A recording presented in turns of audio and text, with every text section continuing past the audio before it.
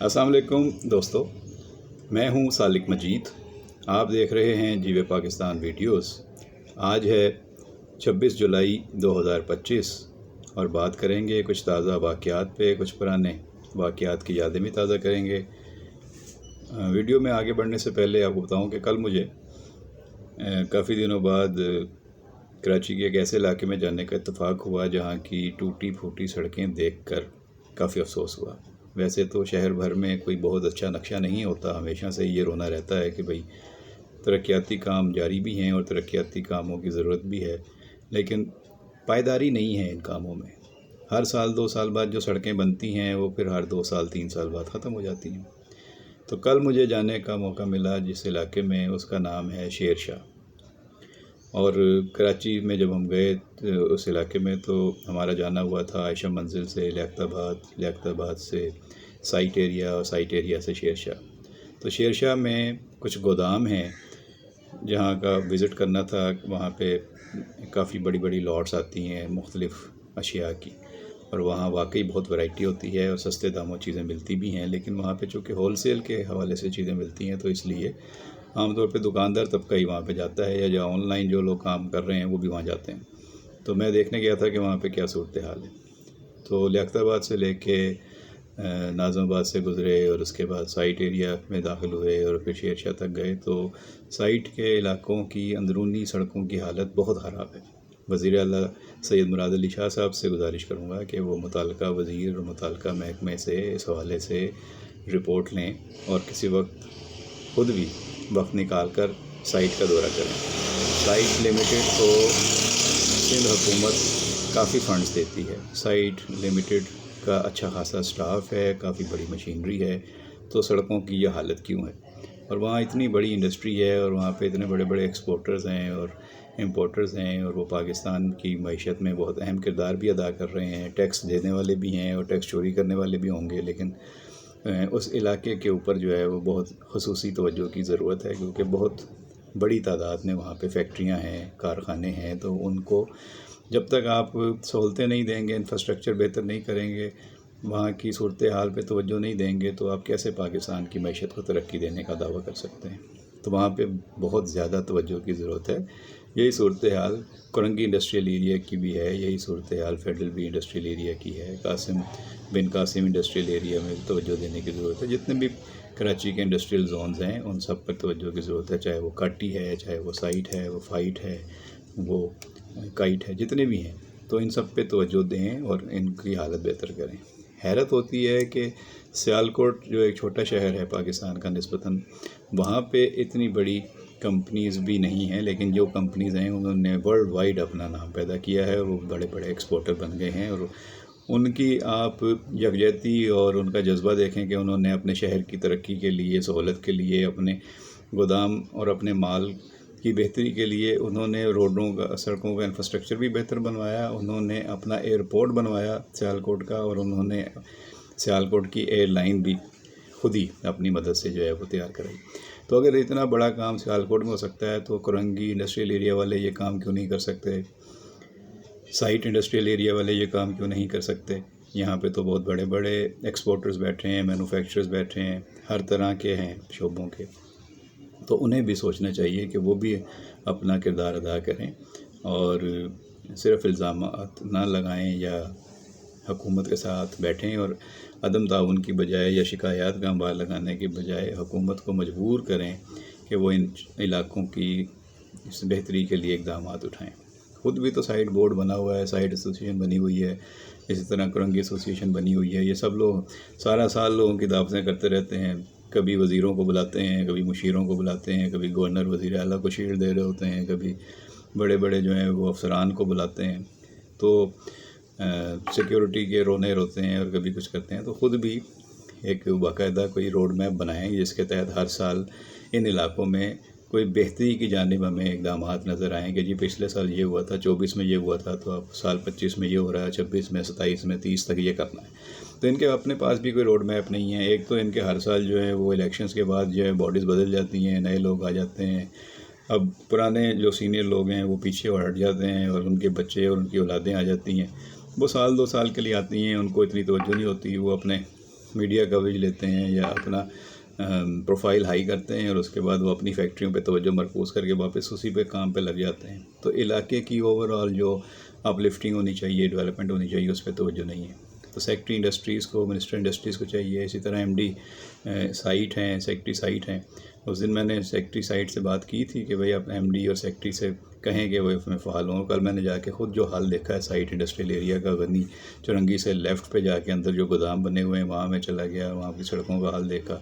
اسی طرح آگے آپ چلے جائیں سائٹ تھانہ بی جو ہے، وہاں اس کے سامنے جو گودام ہے، سراب گودام اور قبرستان کے پیچھے جتنے گودام ہیں، وہاں پہ سڑکیں ایسے ہیں جیسے وہاں پہ کوئی سیلاب گزرا ہوا ہے. حالانکہ کوئی اتنی بڑی بارش کراچی میں نہیں ہوئی، لیکن ٹوٹ پھوٹ کی وہاں پہ عملی شکل ہے، اور ایسا لگتا ہے کسی کھنڈر سے آپ گزر رہے ہیں، کسی کھنڈرات سے گزر رہے ہیں، کوئی تباہ شدہ حال سے گزر رہے ہیں، یا کوئی ایسا علاقہ لگتا ہے جہاں شاید کوئی جنگ ہوئی تھی اور اس کا تباہ شدہ ملبہ جہاں پڑا ہوا ہے، یا پتہ نہیں کیا صورتحال ہے. تو بہت ہی وہاں پہ ناگفتہ بات صورتحال ہے. لوگوں کو چاہیے کہ خود بھی اس پہ آواز اٹھائیں. وہاں کے جو انڈسٹریلسٹ ہیں، جن کی اتنی بڑی بڑی فیکٹری ہیں، اتنی بڑی بڑی ان کی جائیدادیں ہیں، انویسٹمنٹ ہے، سرمایہ کاری ہے، تو وہ بھی اس سلسلے میں کوئی آواز اٹھائیں، باقاعدہ کوئی لائے عمل تیار کریں. ان سائٹ والوں کو بھی ذرا ہلائیں جلائیں، نیند سے بیدار کریں. سوئے ہوئے ہیں یا پتہ نہیں کن چکروں میں مست ہیں، اور یہاں کے پوسٹنگیں کرا لیتے ہیں، اور اس کے بعد جو ان کی ذمہ داری ہیں وہ پوری طرح ادا نہیں کرتے. کبھی فنڈز کا رونر ہوتے ہیں، کبھی عملے کا رونر ہوتے ہیں. لیکن یہ ہے کہ کام انہیں کا ہے اور انہیں کرنا چاہیے، اور حکومت کو ان سے کام کروانا چاہیے. اور بھی جو بڑے بڑے ایکسپورٹرز ہیں، تو انہیں بھی اس صورتحال کا جائزہ لینا چاہیے کہ وہاں ایک فیکٹری کے باہر مجھے بورڈ لگا نظر آیا کہ یہاں 18 سال سے کم عمر افراد کا داخلہ منع ہے. تو مجھے یہ اندازہ ہوا کہ یہاں شاید چائلڈ لیبر کا معاملہ ہے، تو اس لیے یہ بورڈ لگایا ہوا ہے، کیونکہ ان کے مینوفیکچرنگ ایسی ہوگی کہ ان کے جو خریدار ہیں وہ ان چیزوں پہ نظر رکھتے ہوں گے، اعتراض کرتے ہوں گے، یا وہ آ کے چیک کرتے ہوں گے. تو یہ تو ٹھیک ہے کہ آپ کم عمر بچوں سے مشقت نہ کرائیں اور ان کو پڑھنے کی عمر میں پڑھنے کے لیے ہی اسکولوں کالجوں میں بھیجیں. لیکن یہ بھی وہاں پہ کھلی آنکھوں سے دیکھا جا سکتا ہے کہ پورے سائٹ میں ایسی بہت سی جگہیں ہیں جہاں پہ کم عمر لوگ جو ہیں وہ کام کر رہے ہیں. اور اگر سائٹ میں کیا، آپ پورے شہر میں کہیں چلے جائیں، کسی ورک شاپ میں چلے جائیں، موٹر سائیکلوں کی دکانوں پہ چلے جائیں، آپ کسی شعبے میں چلے جائیں، وہاں پہ آپ کو چھوٹے بچے کام کرتے ہوئے نظر آئیں گے. تو وہ اپنی معاشی بدحالی کو دور کرنے کی وجہ سے وہاں پہ کام کر رہے ہیں، سیکھ رہے ہیں، تاکہ اپنا کوئی مستقبل بنا سکیں. کیونکہ انہیں پتہ ہے کہ ان کے والدین اگر ان کی تعلیم پہ پیسے خرچیں گے تو وہ ڈگریاں لے کر بھی مشکل سے ہی کیریئر بنا سکیں گے. تو یہ عجیب طرح کی سوچ ہے. حالانکہ ان بچوں کی عمریں پڑھنے کے قابل ہیں، لیکن میں دیکھتا ہوں کہ وہ موٹر سائیکل مکینک بن رہے ہیں، یا موٹر سائیکلوں کی دکانوں پہ، الیکٹریشین کی دکانوں پہ، یا کسی بھی آپ جگہ چلے جائیں، درزیوں کی دکانوں پہ سب بیٹھے ہوئے ہیں، چھوٹے چھوٹے بچے، ان سے کام لیا جا رہا ہے. تو اس پہ بھی توجہ دینے کی ضرورت ہے جو متعلقہ محکمے ہیں. اب بات کرنی تھی کہ یہ صورتحال جو سائٹ میں ہے، تو وہ میں نے دیکھا کہ پانی چوری بڑی جو ہے وہ بہت بڑی شکایت ہے.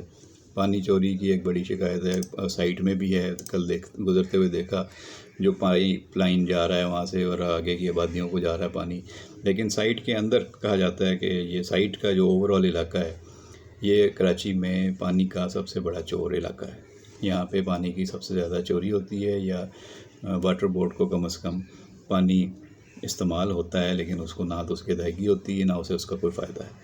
کیونکہ جو اسٹڈیز کرائی گئی ہیں، واٹر بورڈ کے ایک سابق ایم ڈی نے ہی مجھے بتایا تھا کہ جو اسٹڈیز ہوئی ہیں پھر ان کو ہائی لیول میٹنگز میں بھی ڈسکس کیا گیا کہ جتنا پانی یہاں سے خارج ہو رہا ہے سیوریج کے لیے، تو اتنا ہی پانی یہاں آتا بھی ہوگا انڈسٹریز میں. تو اس کا کوئی حساب نہیں ہے، کوئی بلنگ نہیں ہے، کوئی اس کے چارجز جو ہیں وہ واٹر بورڈ کو ادا کرنے کے لیے تیار نہیں ہے. دوسرا یہ کہ زیر زمین پانی بھی استعمال کرتے ہیں، تو وہ پانی جب فیکٹریوں سے استعمال ہو کے نکلتا ہے تو وہ اس پانی سے ہی اندازہ لگایا جا سکتا ہے کہ پانی کتنا آگے پہنچ رہا ہے. تو یہ پانی استعمال ہو کے ریسائیکل ہو کے جا سکتا ہے آگے. ایک تو اس کی ریسائکلنگ کرنی چاہیے، دوسرا اس پانی کی بلنگ کرنی چاہیے، میٹرنگ ہونی چاہیے، اور پانی کی چوری روکنے کے لیے سنجیدہ اقدامات ہونے چاہیے. یہاں پہ جو بھی اقدامات کرتا ہوا نظر آتا ہے، یا تو وہ افسر بدنام ہو جاتا ہے، یا اس پہ الزامات لگتے ہیں، یا اس پہ اتنا پریشر آتا ہے کہ اس کو ہٹوا دیا جاتا ہے، یا تبدیل کر دیا جاتا ہے، یا اس کے خلاف انکوائریاں شروع کر دی جاتی ہیں. یہ بھی ہم نے ریسنٹ پاسٹ میں بھی دیکھا ہے.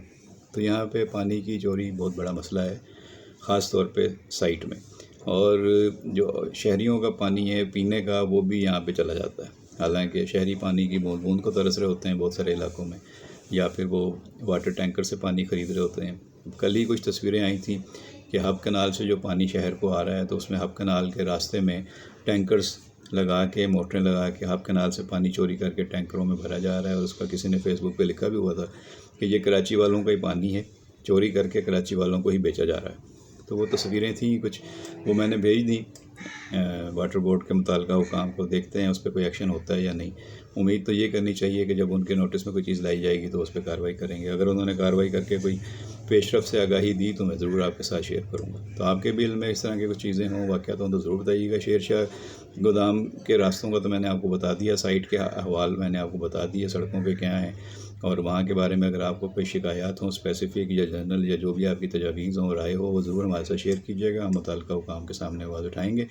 اور آنے والے دنوں میں ہم کوشش کریں گے کہ سائٹ کے متعلقہ حکام کے انٹرویوز بھی کریں، ان سے بھی پوچھیں کہ وہ کیا اقدامات کرنا چاہتے ہیں، کر رہے ہیں، ان کے پلان میں کیا ہے، روڈ میپ میں وہ کیا کیا چیزیں جو ہیں وہ لے کے بیٹھے ہوئے ہیں کہ کیا کیا کرنا چاہتے ہیں، کیا کرنا ہے۔ اور نیا بجٹ آ گیا ہے اور اس کے اب ظاہر ہے کہ فنڈز پہنچ جائیں گے تو اس کے بعد کام شروع ہو جانا چاہیے۔ جولائی تو جا رہا ہے تو اگست سے کم از کم کام شروع ہونا چاہیے۔ اسی طرح دیگر علاقوں میں کاٹی میں اور فاٹی میں جو بھی علاقے ہیں انڈسٹری کے، ان پہ بھی ہم جائیں گے اور ان سے بھی جو ذمہ داران ہیں، جو وہاں کے نمائندے ہیں، ان سے بھی کوشش کریں گے بات کر کے ان کی شکایات بھی پتہ کریں، مسائل سے بھی آگاہی حاصل کریں، جو چیلنجز انہیں درپیش ہیں ان سے بھی ان پر بھی بات کریں، اور جو تجاویز ہیں ان کی ان مسائل کو حل کرنے کے لیے وہ بھی سنیں۔ تو یہ سلسلہ جاری رہے گا، آپ بھی اس سلسلے میں ہم سے رابطہ کر سکتے ہیں۔ تو آنے والے دنوں میں آپ کو اس طرح کے انٹرویوز کی سیریز بھی ملے گی۔ اگر آپ ہمارے چینل کو پسند کر رہے ہیں، آپ کی حوصلہ افزائی ہمارے لیے بہت اہمیت کی حامل ہوتی ہے۔ چینل کو لائک اور شیئر کر دیا کریں، اور دوستوں کے ساتھ بھی اس کو آگے بڑھا دیا کریں۔ بہت شکریہ۔